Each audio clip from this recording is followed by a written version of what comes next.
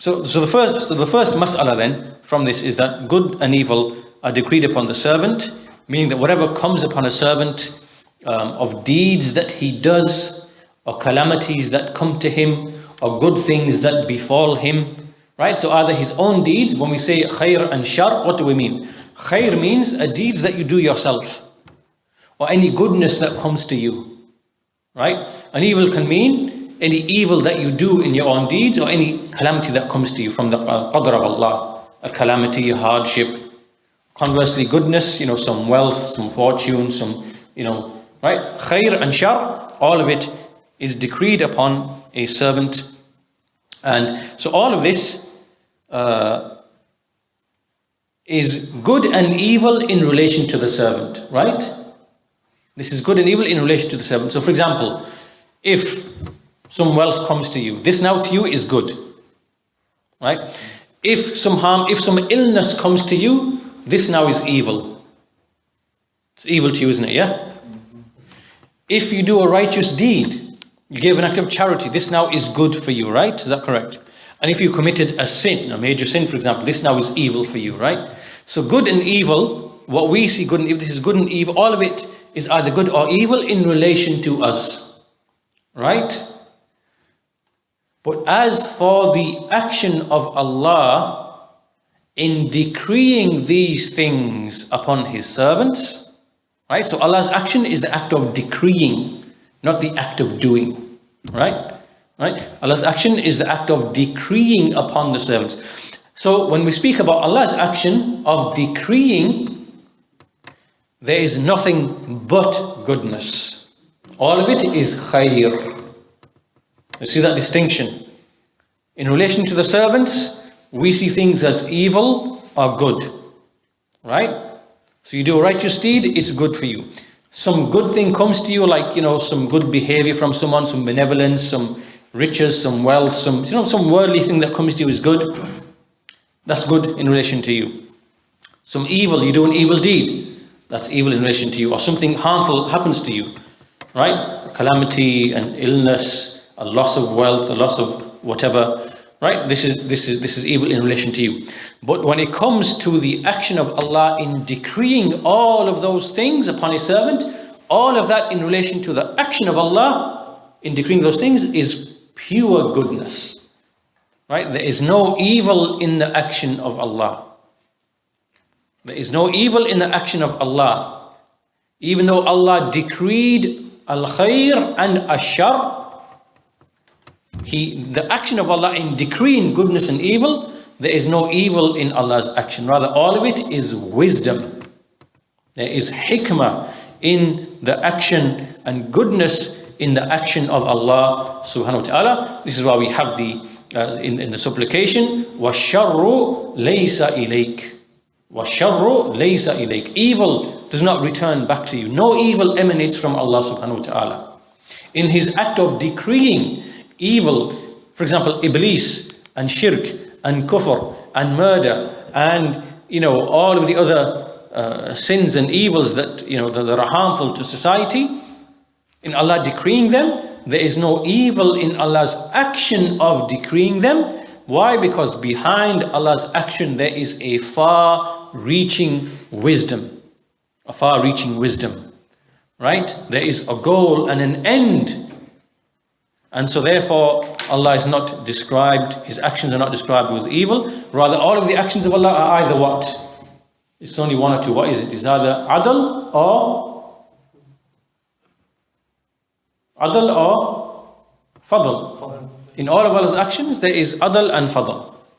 Either adl or fadl. Yeah? Would you say wisdom as well? Yeah, of course there's wisdom. We mentioned already there's wisdom in the actions of Allah. But in general, there's different ways of looking at it, of course. In every action of Allah, there's wisdom. In Allah abandoning some of His servants, there is adl.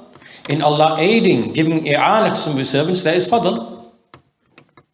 Ya Allah. No evil comes close to the action. There's no evil that comes back to Allah. It doesn't return back to Allah. If we look at it like this, okay, in relation to the creation, something good happens to him, wealth comes to him. Yeah. That's decreed by Allah. Yeah. Something evil happens, meaning he commits shirk with Allah. Yeah. We don't say that Allah decreed that. We do say Allah decreed it. This is from the qadr of Allah. Allah decreed that shirk upon him. Oh, sorry. Yeah, Allah decreed that. Yeah, Allah decreed that upon him. But in Allah's action of decreeing him to do shirk, because remember, Allah already knew that from him. Yeah. And it was written in the book. And Allah simply facilitated for him the deeds that will lead him to the destination that Allah knew from him, of him, in eternity. Yeah? Right? So when Allah decrees shirk upon a person, right, that there is no evil in Allah's action of doing that. Right, okay. You get it, yeah? A person murders somebody else. In relation to us, that is an evil deed. Yeah? Because man's actions, there is evil and good. Right? Because they are going to be held accountable for what they are doing. But in Allah's action of decreeing and willing and allowing murder and decreeing and willing murder, there is no evil in that. Because there is hikmah, there is wisdom and a far-reaching objective behind the actions of Allah subhanahu wa ta'ala. This is to test people. Because the creation has been created in order to test people, as Allah says, الَّذِي خَلَقَ الْمَوْتَ وَالْحَيَاةَ لِيَبْلُوَكُمْ أَيُّكُمْ أَحْسَنُ عَمَلًا. The one who created life and death, death and life, that he may test you to see which of you is best indeed. So so a person commits shirk, that is from the decree of Allah. Yeah. But Allah's action is not evil. Yeah. It's a far-reaching wisdom. That's right, yeah. Okay. All evil which is decreed by Allah to take place, right? Remember, this is Allah's action of decreeing. Every action of Allah, there is wisdom in that and goodness in that. There is no evil in the action of Allah. Whether it's good in relation to us or evil in relation to us, right? So for example, as we give the example of a person committing shirk or committing murder, right? In relation to us, it is evil, right? Because our actions are going to be judged, right? And there's right and wrong, truth and falsehood, justice and injustice, right? So therefore, Tawheed is good, shirk is evil, right? Obedience is good, disobedience is evil, and so on and so forth to all of the sins and acts of obedience, right? But in Allah's actions, all of Allah's actions are good. Yeah, whether it's guidance, misguidance, calamities that happen, diseases that take place, because those things are not sought in and of themselves, they are means to an end. They are a means to an end, right? So favors and bounties are there to test your patience and your gratitude. Calamities are there to test again your gratitude and to separate, right? So the decrees of Allah are decreed so that every person goes to his eventual destination, that what Allah knows of him and knows about him, which is decreed. So is all making sense? When a person is born disabled, or what does that come under? No, a person will not be held accountable for things that he is not capable of doing, right? So again, Allah's action of, for example, there are disabled people. This is from the wisdom of Allah, far-reaching wisdom and perfection in the action of Allah, in that His servants can be grateful and think, well, look at this, I need to be grateful. How can I claim that I'm in a bad position or underprivileged when I've got this person who can't walk, or this person who can't speak, or this person who can't see, or this person who can't even think and reflect and make decisions? How can I be underprivileged? I need to be grateful. So the presence of that category of people is from the so far. It's perfect from the angle of Allah creating it, but it's like deficient from our point of view. Yeah, that's right. Yeah, this is all part and parcel of Allah's perfection, in that He creates whatever He wills. That's why we have the ayah in the Quran that He can. We'll come to later on, inshallah. That He he is not asked about what he does, but they will be asked about what they do. And in many cases, we might know the wisdom behind certain things in the creation. A lot of the times, we might not know what the wisdom is, right? And that's why you see a lot of the kuffar, disbelievers, they try to question the wisdoms in things which it's not possible to know. And they use them as shubuhat, as doubts against Islam, against the Quran. They compare it to the creation, don't they? Yeah, they make false analogies, in things they don't even understand. Yeah. Right? So in relation to Allah, all of Allah's actions are goodness. And in relation to the creation, that's where evil and goodness comes in relation to us. Right? So that's why, as we see in وَالْخَيْرُ كُلُّهُ بِيَدَيْكَ, all goodness is in your hands. وَالشَّرُّ لَيْسَ إِلَيْكَ, evil does not come near to you. It cannot be returned back to you, doesn't approach you. It's not traced back to you. Because all of Allah's actions is perfect goodness. Right? So in every calamity, every evil, there's a far-reaching wisdom behind it that maybe we may or we may not understand. As an example, a person might lose someone in the family, might lose some wealth. This in relation to him is evil. But in relation to the qadr of Allah and the action of Allah in decreeing that, there's nothing but goodness, because we're not looking at just the issue in and of itself, we're looking at the far-reaching wisdom and the behind it, and which is that Allah is testing the servants, is testing the living. We mentioned the ayah, الَّذِي خَلَقَ الْمَوْتَ وَالْحَيَاةَ لِيَبْلُوَكُمْ أَيُّكُمْ أَحْسَنُ عَمَلًا. And so the actions of Allah, all of them are goodness. But as for what is ascribed, so the actions ascribed to Allah are all good. The actions ascribed to the servants can be good or evil. And that's a basic, essential difference. So, okay, well, we can stop there. And then next lesson, we're going to focus a bit more now on the Jabariyah and the Qadariyah. We'll try to complete that section, inshallah, in the next lesson. So before we conclude, anything still not clear, because I know that's a lot of things to take in at the same time. So, did the Qadariyah deny the writing as well? Qadariyah, yes. So they deny Allah's knowledge of that. Yeah. Well, actually, no. So there's two groups amongst them. We're going to discuss this in the next lesson.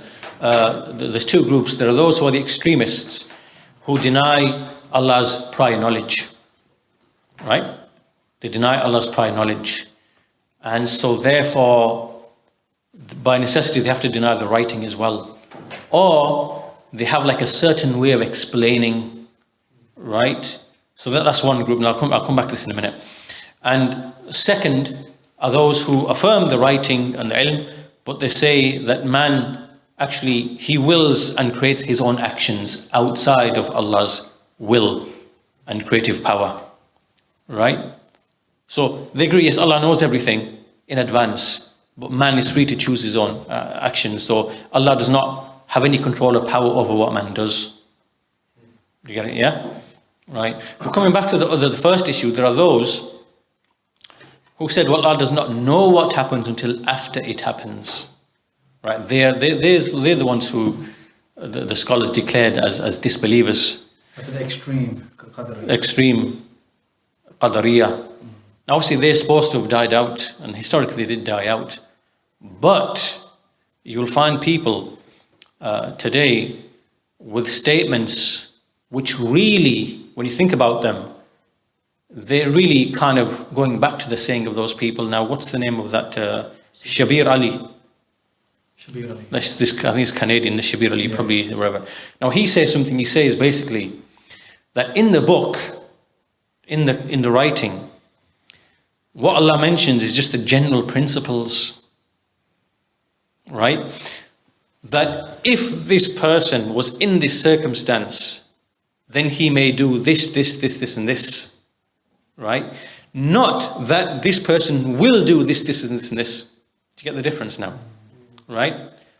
So what he's saying is that the book in the Kitab, Allahul Mahfuz, what is written is not the actual thing that happens, but the range of possible things that can happen that a person can choose given the circumstances that he is in. Right? Right? That's what he's basically claiming is in the book. Right? So essentially what that really means, the implication of that is that really Allah does not know which action a servant is going to choose in a given circumstance. But He knows all of the range of possibilities that can take place. Right? Really, what this is really saying is the same as what they're saying. Yeah, exactly. In a deceptive, because what He's really saying is, well, Allah doesn't know what the servant is going to do until after he's done it. Right? And the reasoning for this is exactly the same as what the first Qadariyah was saying. Well, how can it be just? If Allah decrees upon a servant, do goodness, and then reward him for goodness, where's the justice in that? Allah decrees upon a person evil, he does evil, then he gets punished for it, where's the justice in that? Right?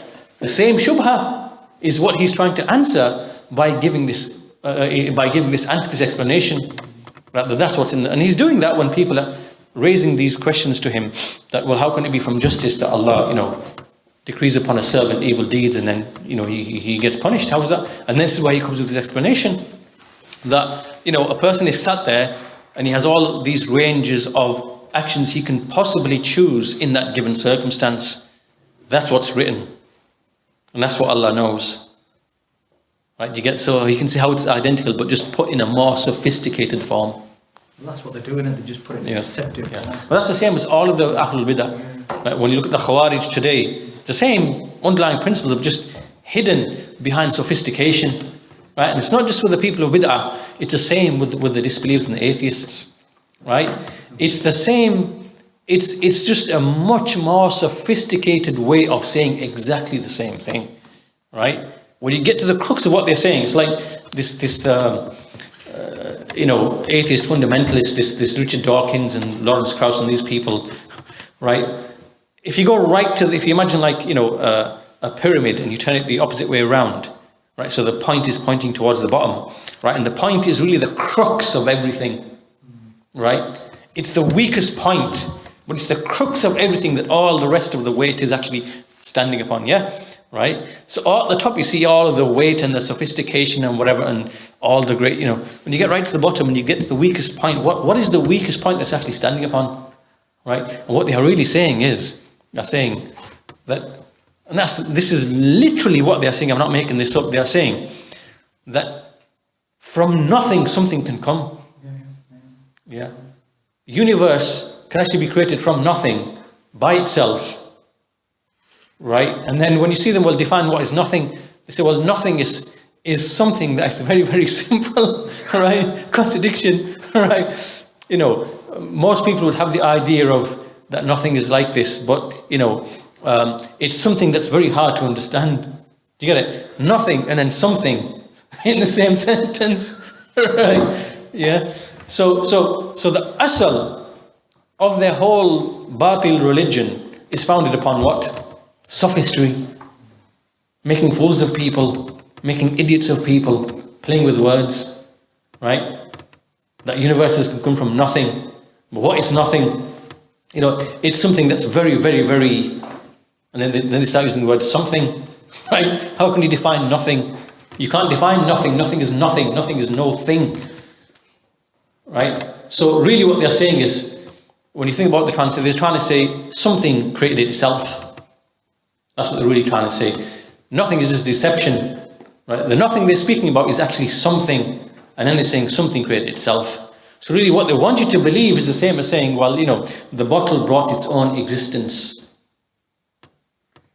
Right? That's what they want you to believe. That's the sum of their argument. But it's just covered in so much sophistication about, yes, there's quantum fluctuations and the sea of potential energy, and then the fluctuation happened and then there was an expansion, and then so you give them that initial batil, idiotic, foolish, mental cripple belief, yeah, that they want you to submit to. They say, give us that belief and then we can explain everything else.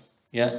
Let us believe in that one thing. Give us that one thing. And we can explain everything else to you, right? That's no difference that's like when we say, well, it was a creator that created everything, right? Their version is simply saying, well, something created itself.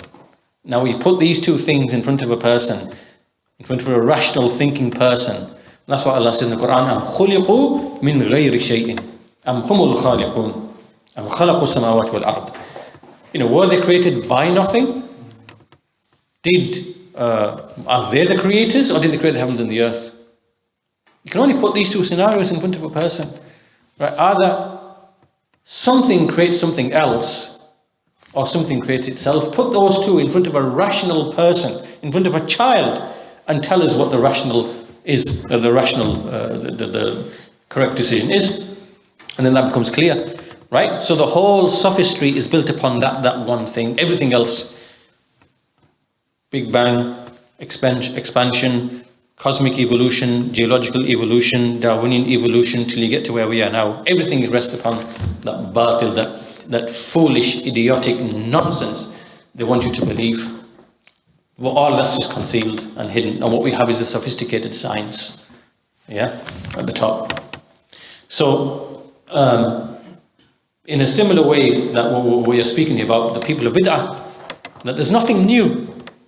It's the same bid'ah, but just presented in a more sophisticated way, whether it's the Murji'ah, Khawarij, Qadariyah, Mu'tazila, same thing. Okay, we'll conclude our lesson today. Inshallah, we'll continue with the Qadariyah and the Jabariyah, inshallah, in the next lesson. We'll conclude there. Walhamdulillahi Rabbil Alameen. Wa sallallahu ala nabina Muhammad wa ala alihi wa sahbihi ajma'in.